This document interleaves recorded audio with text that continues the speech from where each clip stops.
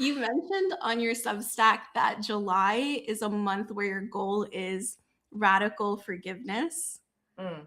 Can you tell me, what does forgiveness have to do with business, and how is it tied to like how you show up in business? Yeah, great question.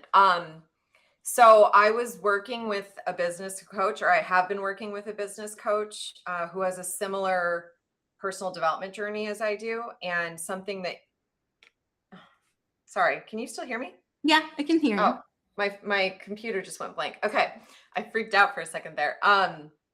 Something that he brought to my attention was that I was holding on to a lot of resentment and hurt from my past career. Mhm. And that it was in my space, like it was in my, what I would say is like my energetic space. And it was impacting me both because I had closed my heart after experiencing that hurt, like it was kind of a betrayal feeling for me. Um, and a disillusionment, I guess, like something I had put on a pedestal that fell from grace. Um, and that was interfering with my power in my business because I believe that love is the biggest power in the world, and it doesn't matter what you're doing, whether it's business or personal relationships. Like, that's where your power comes from, is your love for people, for life, for what you're doing. So having that be blocked by the energy of resentment and Mm.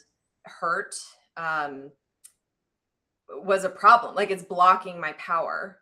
And he said something to me that really resonated, which was like, I think if you put this back in the past, like if you really work on forgiving, like truly forgiving and accessing your heart and your power again, that you'll be unstoppable. And I totally agree with him because I've experienced that before. Like, when I'm working from love, I am unstoppable. The results are miraculous. So it really resonated and made me feel seen when he said that. And so that's where that came from, is like, okay. And I've experienced this before too, when I really believe in like radical divine love and forgiveness, Yeah. no matter what has happened, because I'm the only one suffering when I'm resentful.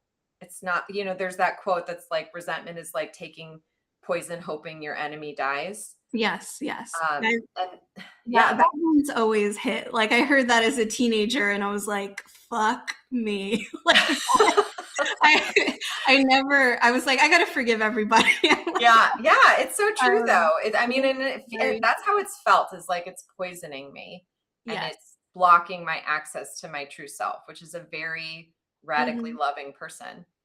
As I'm hearing you speak, at first when I was posing the question, I was thinking about you were forgiving people outside of you. But as I'm hearing you speak, it sounds like, and please correct me if I'm wrong, there's a level where it sounds like you're forgiving yourself.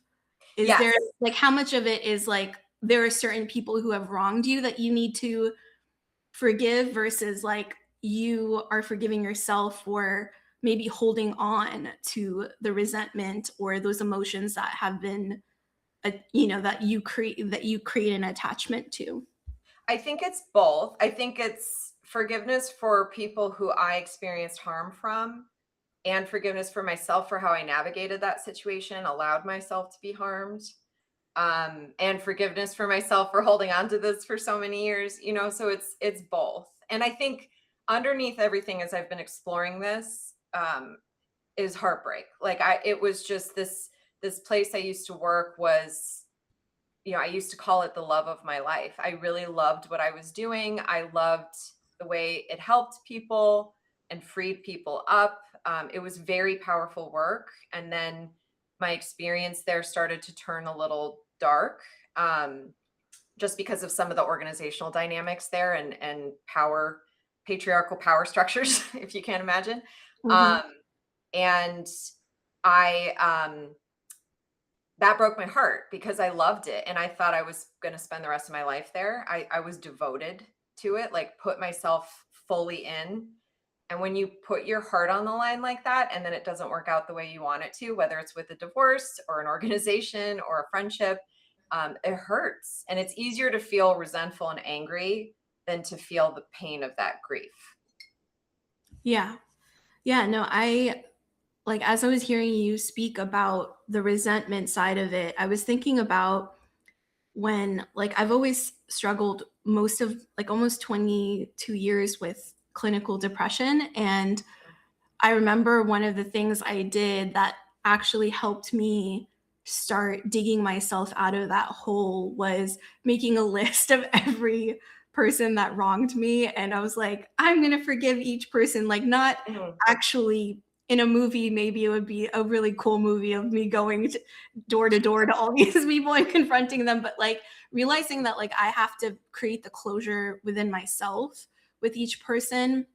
And so I'd go down this list and I was like, okay, I'm going to forgive my dad for like leaving and abandoning my family and, you know, screwing over my mom financially, or all these things. Like, I would just go down this not bucket list, but my assassin list of people that Sure. I Yeah. really was like, these people like screwed me over, made my life harder. They're the reason I'm depressed. And I heard on this podcast when someone described depression as is love that's gone rancid. And it's always Mm, stayed with me because I've always been someone that's like been a big, like high capacity, heart capacity human being. And when yeah. I was depressed, I kind of turned on myself and felt like the love just went rancid because I had no place to express it. And then eventually it turned into this resentment. And so I went through this, like, my assassin list of forgive every human being that's wronged me. And then I realized the new problem, which was I forgave everyone but myself. Mm, And yeah. I think that's like the layer we come to when we always realize that, like, okay, this person or this situation did me dirty and like screwed me over. But it always comes back to like, how do we access ourself again? And how do we tap Yeah. back into like our self after the world might have been cruel or been unfair in a lot of situations? But those are the exact experiences we needed to like truly become the person that is serving like from this place now. Yeah, I couldn't agree more. And everything you said was giving me goosebumps, which is my signal that like truth is being spoken. Mm. Um, love going rancid. That's so powerful. And I believe that every single human being has a gigantic capacity for love. And when we don't have somewhere to put it, it, yeah, it It poisons swallows us. us. Yeah. Yeah, it like destroys us from the inside. And so people who have experienced a lot of hurt and pain in childhood, it just adds more and more on to our Mhm. hearts, blocking us from it.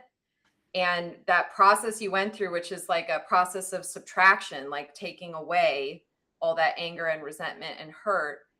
Very wise that you did that. I mean, that's part of the 12-step program, is making like an inventory and like going through one by one and making amends and forgiving. And so that was really wise for you to do.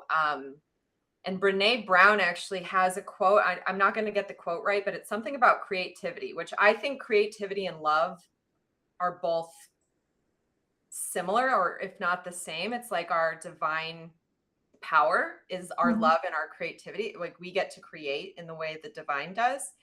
And she says something like creativity that's unused metastasizes. It's Yes. not benign.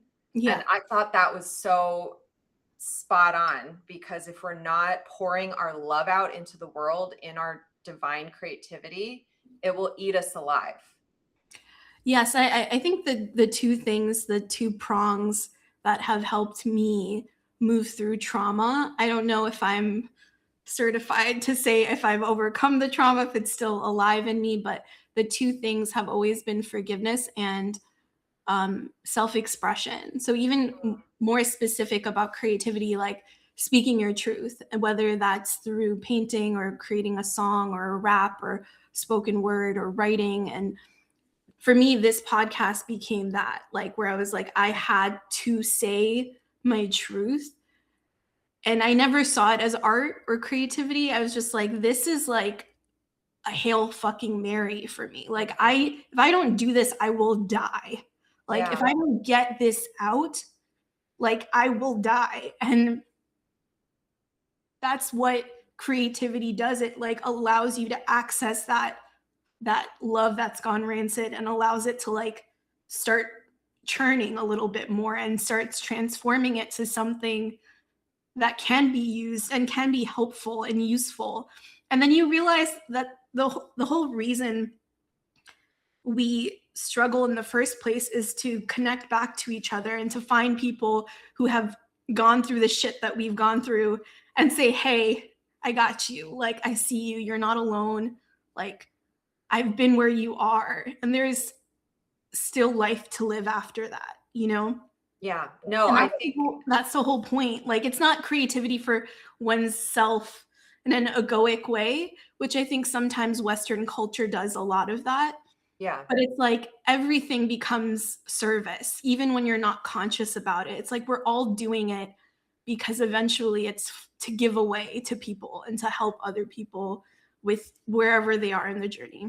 Absolutely. Again, like so astute and wise of you to realize creating this thing and speaking my truth is going to be healing for me. And if I don't do this, like I will die. Like, wow. That level, again, goosebumps. That level of wisdom is so amazing. So thank you for starting this and creating this and choosing life. And for making such a difference for so many people, because I can already tell from having listened to a couple of your episodes and how you're speaking and how you share your journey that you've helped so many people because you're speaking truth, and that is healing for others to hear.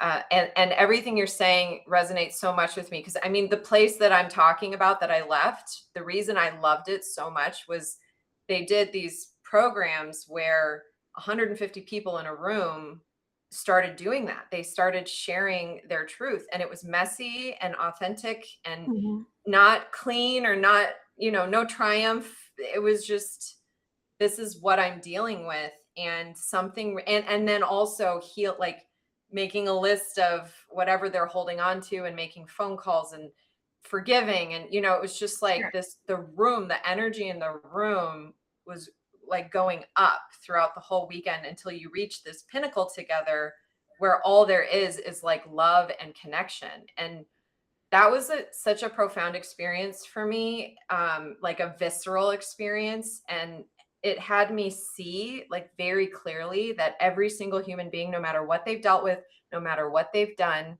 when they are connected to their authentic self, they just want to make a difference for other people. Like that's the bottom line for every human. And I really believe that fiercely, even with people who I don't agree with what they're doing, they're causing harm. I still believe that version of themselves, that essence is underneath. And all I can see when I see others causing harm is pain or ignorance, like they don't realize. Mm. But yeah, you captured that really beautifully with what you shared.